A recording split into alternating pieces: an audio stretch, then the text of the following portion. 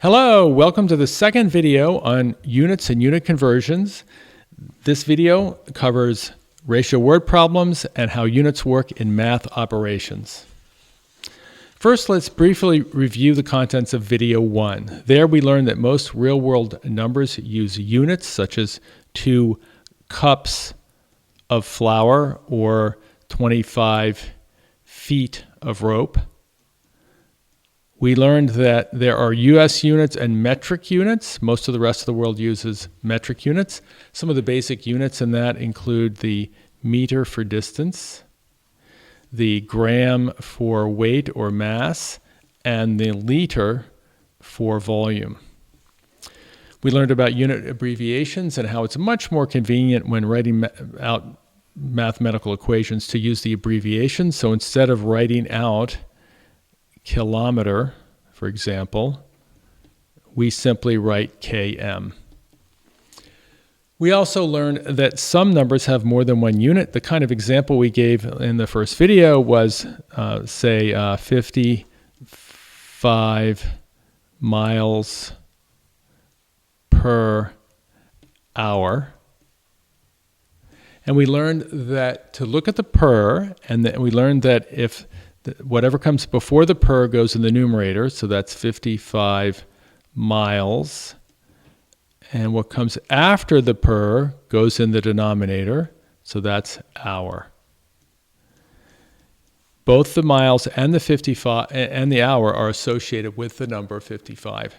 Now it turns out that this class of this is one of a class of problems called ratio word problems, which use this word per.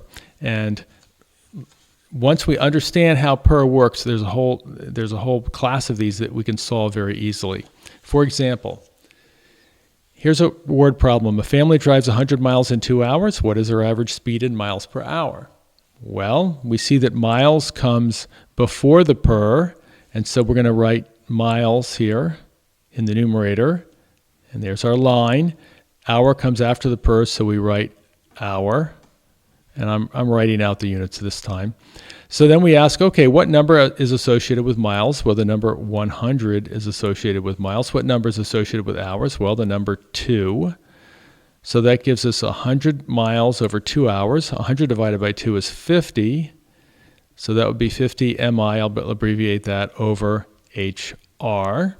And we can also write that as 50 mi slash, which means divide by HR.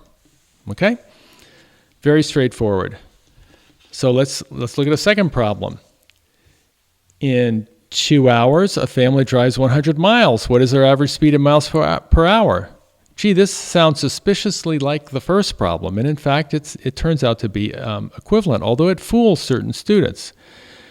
Some students have told me that in their math books, whenever they have word problems, the word problems always give the number and units that are in the numerator before they give the number and units that go in the denominator. And so that they don't even pay attention to miles per hour. They just put the first number in the numerator and the second number in the denominator. Well, there's no law that says that the first number has to be the one in the numerator and so on. And so in this problem, I've flipped the order of the data. What I care about, though, is the miles per hour. This tells me that the miles has to go in the numerator and the hour has to go in the denominator.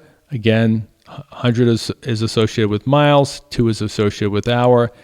100 divided by 2 is 50, so we're going to get 50 mi divided by HR, or 50 mile per hour, like this. Okay, so don't be fooled by the order in which the data appears in the problem. What you want to focus on is this, is what the problem is asking for, and in particular, look at that word per. Let's look at another problem. John counted 16 zaps for every 12 glops. What's a zap? I don't know. What's a glop? I don't know either. But the problem is asking for what's the average glops per zap. So we focus on this word per. We know that glops has to go in the numerator. Whatever they are, they're going in the numerator. So there's glops. And we know that zaps go in the denominators, so there's zap. How many glops are there? There are 12 glops. How many zaps are there? There are 16 zaps. And let's see, 12 is 3 times 4 glops divided by 4 times 4 zaps. And the 4's cancel, so that's 3/4 glops per zap, which is the same as 0.75 glops per zap. So the beauty of understanding this word per is that we can solve virtually any ratio word problem even if we don't even know what the units are. We just write whatever comes before the per in the numerator and whatever comes after in the denominator. So let's practice that. I'd like you to get out a fresh sheet of paper and pause this video and write your name and the date in the upper left-hand corner and to the title of exercise number 2, ratio problems. Don't put this too close to the edge of the page. There needs to be a little bit of margin there. So go ahead and do that and then resume the video. I assume you've resumed the video now, and here are the problems I want you to solve. I do not want you to write out the entire problem. That's too much busy work. I just want you to look at this and solve them the way I just solved the last 3 problems, and show your work so I can see how it was done. So go ahead and pause the video, solve these problems, and then resume the video.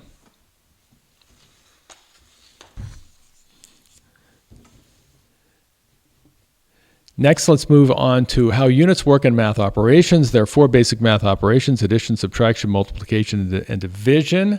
Let's check out how these work. And I'm going to start with multiplication because multiplication is actually the easiest.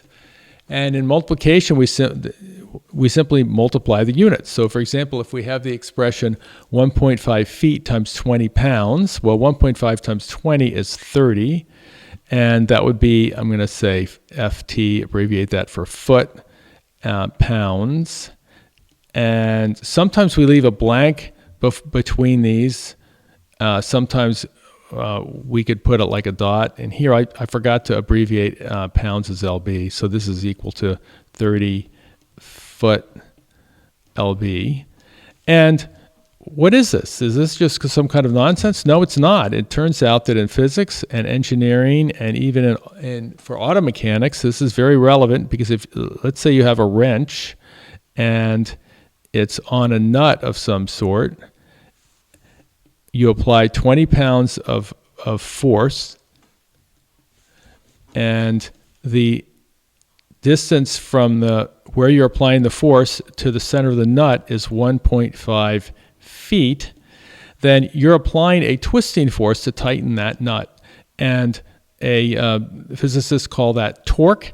And so the torque being applied to this nut is 30 foot-pounds.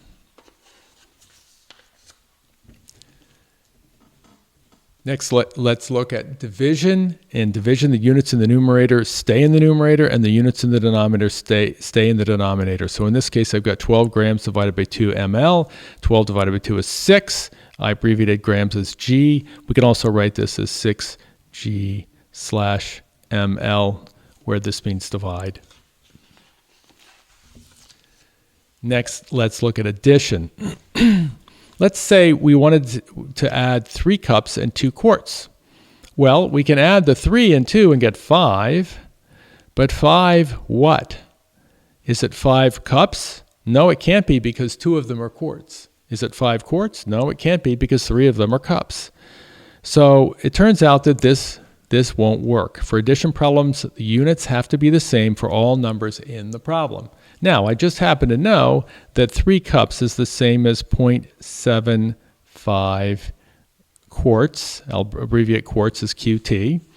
So 0.75 QT plus 2 quarts equals 2.75 quarts. Okay? So this works because everything's in quarts. Or I also happen to know that 3 cups, plus 2 quarts is equivalent to 8 cups. So I'll write 8 cups there. And so this is equal to 11 cups. And again, this works because everything is in cups. We just can't mix 2 different units in the same addition problem. The same is true of subtraction. Here we have 4 miles minus 2,000 feet. We simply cannot do that. Doesn't work. Now, I happen to know that 4 miles is equivalent to 21,120 feet minus 2,000 feet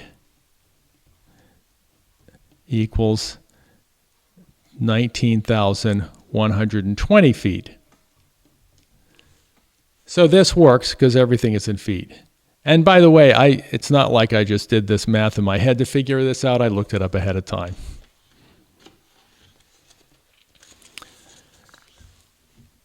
Now that we've covered how units work in basic mathematical operations, it's important to understand about canceling units.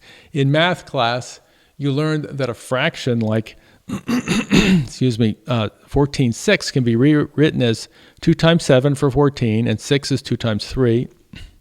The 2 in the numerator can cancel with the 2 in the denominator because 2 over 2 is 1, and so that gives us the answer, or the reduced fraction, 7/3. It turns out it works the same way with units. Just as we can cancel numerical factors like the number 2 in the last example, we can also cancel units when they're the same in the numerator and the denominator. So in this case, we've got 12 Newton meters divided by 2 meters, and there's a space between the Newton and the meters sometimes, but still they're multiplied. Sometimes people will put a dot in there, sometimes a little X, sometimes even a dash, but these are multiplied together. So in this case, we've got meters in the numerator, cancel meters in the denominator, and we get 12 newtons. A newton is a unit of force in the metric system. It's abbreviated with an N, so this is 12 capital N.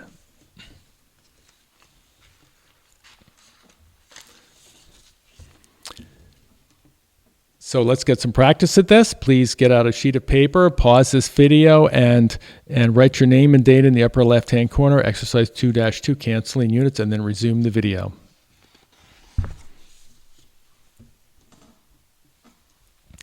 You've now resumed the video. I would like you to write the following problems on that sheet of paper.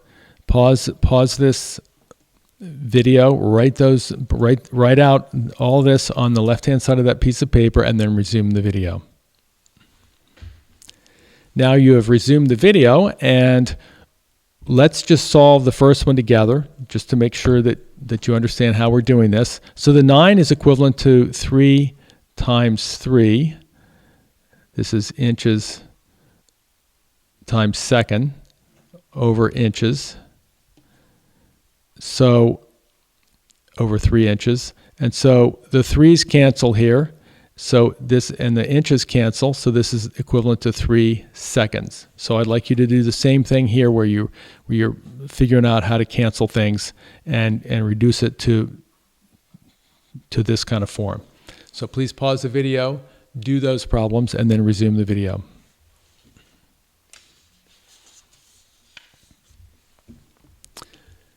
Thank you for watching this video. The next video will explain simple unit conversions.